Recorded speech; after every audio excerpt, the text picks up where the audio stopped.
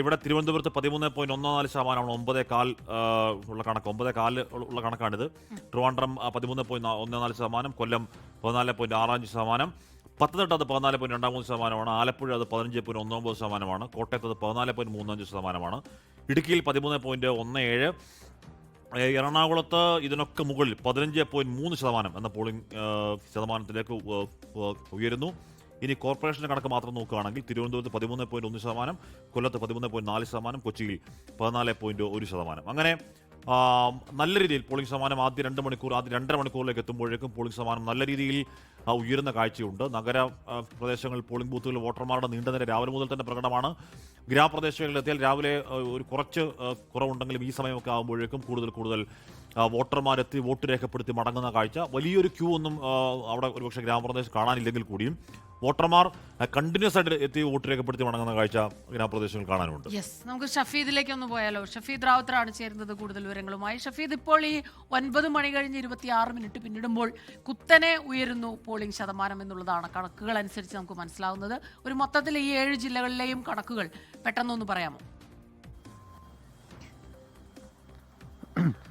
Asthma, ഈ സാധാരണ നിലയിൽ നമ്മൾ കാണുന്ന തദ്ദേശ തെരഞ്ഞെടുപ്പിൽ കാണുന്ന ട്രെൻഡ് അല്ല, പകരം ഈ പോളിംഗ് ശതമാനത്തിൽ കാര്യമായിട്ടൊരു വർധനമുണ്ട്. ആദ്യ 2.25 മണിക്കൂർ പിന്നിട്ടപ്പോഴുള്ള കണക്കാണ് ഇപ്പോൾ തെരഞ്ഞെടുപ്പ് കമ്മീഷൻ ഔദ്യോഗികമായി പ്രസിദ്ധീകരിച്ചിരിക്കുന്നതിൽ.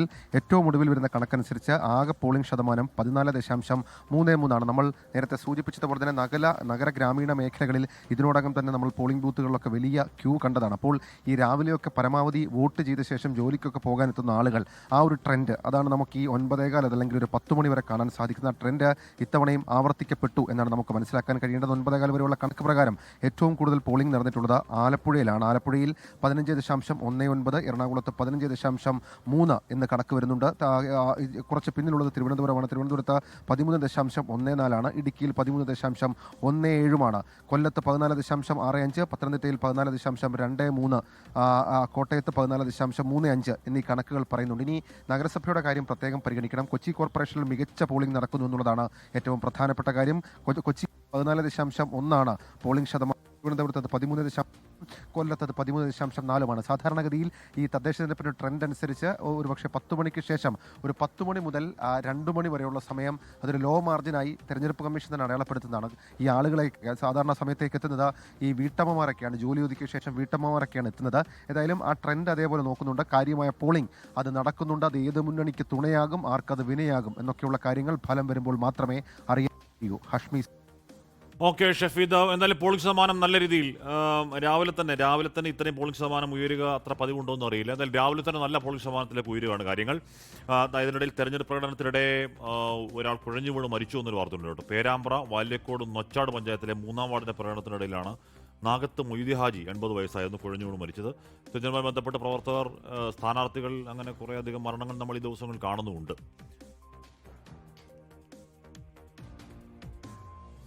ടോബി ജോൺസൺ ചേരുന്നു. ചങ്ങനാശ്ശേരി സെന്റ് തെരേസ സ്കൂളിൽ നിന്നാണ് ടോബി ചേരുന്നത്. ടോബി, എങ്ങനെയാണ് കറക്റ്റ് 2.5 മണിക്കൂറാകാൻ പോകുന്നുണ്ട്? 7 മണിക്ക് തുടങ്ങി 9:30 ആകാൻ പോകുമ്പോഴേക്കും ടോബി നിൽക്കുന്ന ബൂത്തിലെ വോട്ടർമാരുടെ നിര എങ്ങനെയാണ്?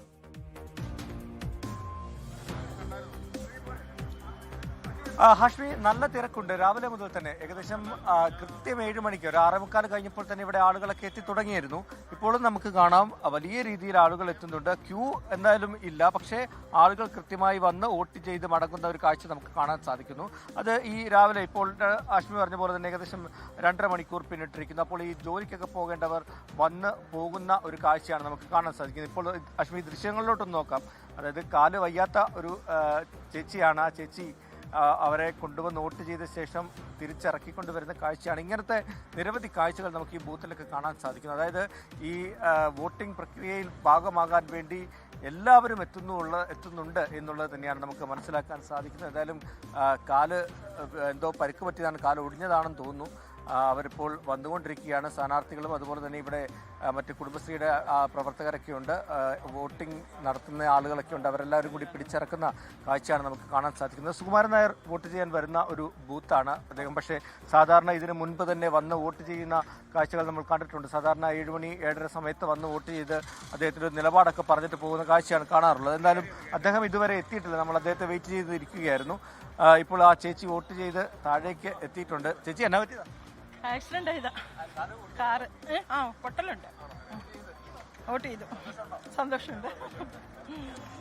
ചേച്ചി, ഒരു അപകടം പറ്റി കാലൊടിഞ്ഞതാണ്. അവർക്ക് സന്തോഷമുണ്ട്, വോട്ട് ചെയ്യാൻ എത്തിയതിൽ സന്തോഷമുണ്ടെന്ന് അവർ പറയുകയാണ്. അതിനുശേഷം മടങ്ങുന്ന കാഴ്ചകളാണ് കാണുന്നത്. എന്തായാലും വലിയ രീതിയിലുള്ള ഒരു പോളിംഗ് തന്നെയാണ് കോട്ടയം ജില്ലയിൽ നടക്കുന്നത്. ഏകദേശം 14% മുകളിലേക്ക് പോളിംഗ് ശതമാനം വർദ്ധിച്ചിരിക്കുന്നു എന്നുള്ളത് തന്നെയാണ് എടുത്തു പറയേണ്ട ഒരു കാര്യം. അതും ഈ തുടക്ക സമയത്ത് രാവിലെ തന്നെ ഇത്തരം 14% എത്തിയത് ഒരു ട്രെൻഡാണെന്ന് വേണമെങ്കിൽ നമുക്ക് പറയാം. 78% 2015, അത് 2020 ഈ കോവിഡിന്റെയൊക്കെ പ്രശ്നമുള്ളതുകൊണ്ട് 73% വന്നു. എന്തായാലും ഒരു 75% അടുത്ത പോളിംഗ് എത്തുമെന്നാണ് രാഷ്ട്രീയ ഒരു തർക്കമുണ്ട്. ആദ്യ 2.5 മണിക്കൂറിൽ അത്രയും പോളിംഗ് ശതമാനം ഉണ്ടെങ്കിൽ 75% എത്തുന്ന കാര്യത്തിൽ തർക്കമേ വേണ്ട. ടോബി ഉറപ്പാ അത്ര എത്തും. ടോബി ആ ചേച്ചിയോട് ചോദിക്കായിരുന്നു ഇങ്ങനെ എങ്ങനെയുണ്ടെന്നൊക്കെ. പക്ഷെ ആ ചേച്ചി പാവം വേദന കടിച്ചമർത്തിയിട്ടാണ് വന്ന് നിൽക്കുന്നത്. എന്നാ പറ്റിയതന്നെ, അത് കൊള്ളായിരുന്നു ആ ചോദ്യം. ലോകത്തെവിടെയായാലും ഏത് സമയത്തും 24 വാർത്തകളും ഓഗ്മെന്റഡ് റിയാലിറ്റി പാക്കേജുകളും എക്സ്പ്ലെയിനറുകളും വിശദമായി കാണാൻ ഞങ്ങളുടെ യൂട്യൂബ് ചാനൽ നിങ്ങൾക്ക് സബ്സ്ക്രൈബ് ചെയ്യാം.